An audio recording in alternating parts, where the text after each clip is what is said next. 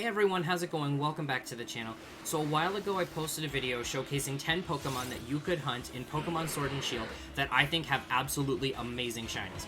If you haven't seen that video yet, I'll be sure to link that down in the description below.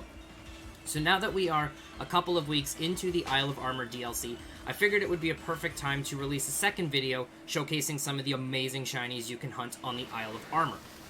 Now, just like in the first video, all the Pokemon shown here are in no particular order, and these are just this is just my personal preference.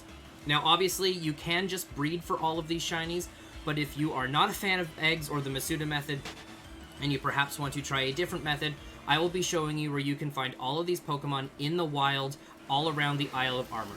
I'll also let you know of any moves that you need to be aware of, such as self-damaging moves, Roar, Whirlwind, anything like that. Before we get into this list, I would like to remind everybody that I do stream every Monday through Thursday over on my Twitch channel, which will also be linked in the description down below. We do lots of shiny hunting, and I host regular community events over there as well.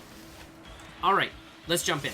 Starting off our list is one of my favorite shinies in the Isle of Armor DLC, and that is Shiny Kingdra. Now, there is a strong spawn Kingdra over in the Honeycomb Sea, right in between these three rocks here, but Kingdra will only spawn in a thunderstorm.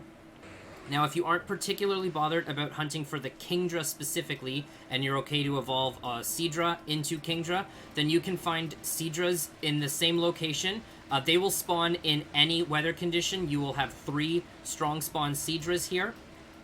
Again, if you don't want to do a triple strong spawn and then reset your game, and you would prefer to hunt for a wild Horsea, you can find Horseas over in the Insular Sea area. So you have the Honeycomb Sea right here in the north, then Honeycomb Island right next to it, and then in like the northwest corner here you have the Insular Sea. You can find wild Horseas here. They are about a 20% spawn chance in the overworld. Next on our list is one of the best shinies from Gen 1, Shiny Staryu. Now, there are a couple of places where you can find Staryus. You can find them on the beach portion of Challenge Beach near the Tower of Waters, or you can find them in the Training Lowlands, again on the Little Beach section here. Moving away from the water types, next on our list is Faux Mantas. Faux Mantas is one of my favorite shinies from Gen 7, and we happen to get a random shiny Faux Mantas while training up Kubfu on the second day of the DLC. Now, Faux Mantas can be found in a few different areas. Faux Mantas can be found in the Fields of Honor, the Training Lowlands, the Forest of Focus, Challenge Beach, and the Soothing Wetlands. Now, Faux Mantas can only spawn while there is intense sun, and it is about a 20% chance to spawn in the overworld, so it's not too difficult to encounter. However, it is a little short, so you might have to ding your bell a couple of times to see where they might be hiding in the grass. Keeping with awesome Gen 7 shinies, next up is probably my favorite shiny from Gen 7, and that is Sandygast. Now, Sandygast can spawn all over the Loop Lagoon across all of the beachy areas. There are 3 different ones, and it can also spawn in all weather conditions. Now, because Sandygast is a ghost type, if you do want to weaken it without risking killing it, I really recommend bringing a Pangoro with the Scrappy ability so that you can damage ghost types with fighting or normal type moves. This will let you false swipe the Sandygast and have a much better chance of catching it in a luxury ball if you're going for that awesome black colored Pokeball for the black shiny Sandygast. The final Gen 7 Pokemon on our list is Rockruff. Now, Rockruff can be found in 4 different locations, again as a strong spawn. You can find it in the Fields of Honor, the Soothing Wetlands, the Loop Lagoon, and Challenge Road.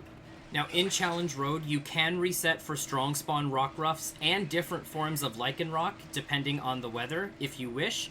But you can also find Rockruffs spawn in the overworld in the grass. However, it is only a 5% chance, so you might just be better off to soft reset for the Rockruffs or the Lycanroc strong spawns. In the Loop Lagoon, Fields of Honor, and Soothing Wetlands, Rockruff can be found in normal weather, and also you can find it in intense sun, but that's only in the Fields of Honor. One thing to keep in mind is that Rockruff can know Roar, so while you are hunting it, you want to bring a Pokemon that will be higher than level 60, so if Rockruff does use Roar, the move will fail, and the encounter with the shiny won't end, and then you won't fail the shiny. Starting out the second half of our list is a Pokemon that I've seen a lot of people be very excited about returning, and that is Volcarona. Now, Volcarona is only available as a strong spawn and can only be found in 3 locations. The first of which is Challenge Beach, the second is Pot Bottom Desert, and the third location is Insular Sea. All 3 of these locations need to have Intense Sun in order for Volcarona to spawn. Now, Volcarona has a few moves that can make you fail the shiny.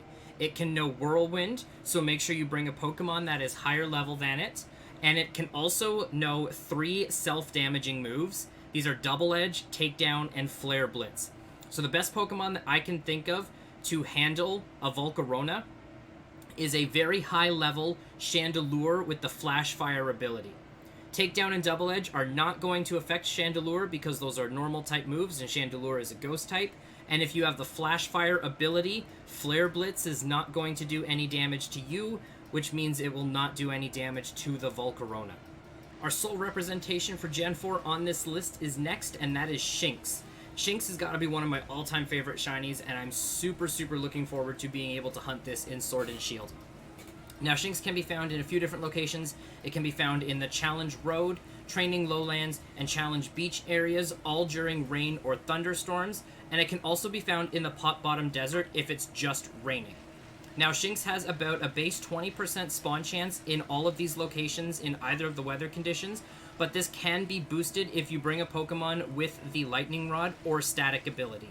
I would strongly recommend Lightning Rod because one of the moves that Shinx can possibly know is Wild Charge, and that can do damage to itself. So if you bring a Lightning Rod Pokemon, the move is not going to do any damage, and then Shinx won't do any damage to itself, and it won't knock itself out.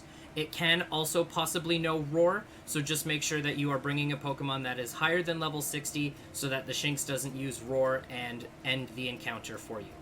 The final 3 Pokemon on our list are all Strong Spawn exclusives, but they are some of the best Strong Spawns to hunt in my opinion. We're going to start off with Scizor. Now, Scizor is only in 2 different locations. Both of them require the weather to be sandstorming in order for Scizor to spawn. The first is the Training Lowlands. This is right outside of the cave that takes you to the desert where you find the initial patch of max mushrooms. And the second location is just up the second staircase in the Challenge Road. You have a Scizor right before you make a left to head up to the Tower of Darkness. Second to last on our list is Zoroark. Now, Zoroark has 2 different locations where you can find the strong spawn. The first of which is in the Loop Lagoon. You can find it here when it's overcast or while it's foggy. And you can also find Zoroark in the Insular Sea. Again, the weather needs to be overcast for this Zoroark to spawn. Neither Zoroark nor Scizor have any moves that can do damage to themselves or cause the battle to end. So you don't have to worry about anything. You can just soft reset for the strong spawn and enjoy the shiny when you find it. And the final Pokemon on our list is hands down my favorite Pokemon brought back with the DLC, and that is Politoed. Now, Politoed can only be found in 1 location, and that is the Soothing Wetlands, but there are 2 different Politoeds in here, and you can find it in both the rain and thunderstorms. Now, something you need to keep in mind when hunting Politoed is that Politoed can potentially know Perish Song. So if it uses Perish Song, it's going to put the battle on a 3-turn clock, and if you don't have a Master Ball, you could end up failing the shiny. So I strongly recommend bringing a Pokemon that knows the move Taunt. That way, turn 1, you can taunt the Politoed. It will be forced to use a move that does damage to you. That way, it can't use Perish Song, and then you can take as many turns as you want if you want to catch it in a Dive Ball, for example, or any other particular ball. Every couple of turns, you will have to refresh the taunt, so just keep an eye on the text boxes at the bottom. The turn after it says the taunt has worn off or Politoed has shaken off the taunt, you just want to use taunt again to keep Politoed using damaging moves so that it can't Perish Song.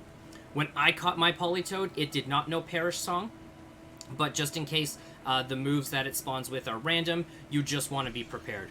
So like I said, there are 2 Politoeds. The first one is right here. It's in kind of like the bigger, like little swampy area here with the tree in the middle. The next one is right over here, just past this big fallen log. There's a second Politoed here. So what you can do is you can save next to one of them, and then you can check if it's shiny. If it's not, you can go over to the second one, and then shut off your game, and you get 2 encounters instead of just 1. And there you have it. There are 10 Pokemon that you can hunt on the Isle of Armor that I believe all have absolutely amazing shinies. Some of you probably expected to see Heracross on this list, but I wanted to include Pokemon that could be found in both versions, in both Sword and Shield, and Heracross is a Shield exclusive, so that's why I did not include it on this list. But if you do have Shield, you can go ahead and hunt Heracross if you like. Also, down in the description, I am going to link a video that Vinny put together. Since a lot of the Pokemon on this list are strong spawns, Vinny has recently discovered a faster method to reset for strong spawns, so I will leave the link to that video in the description down below. It saves a lot of time when you're soft resetting for strong spawns and can make the hunts not as painful as they used to be. I hope you all enjoyed this video. Be sure to drop a comment down below and let me know what shinies you've caught on the Isle of Armor so far, or what ones you are in the middle of hunting. If you enjoyed this video, be sure to give it a thumbs up and consider subscribing if you are new. Thank you everybody for watching, and happy hunting!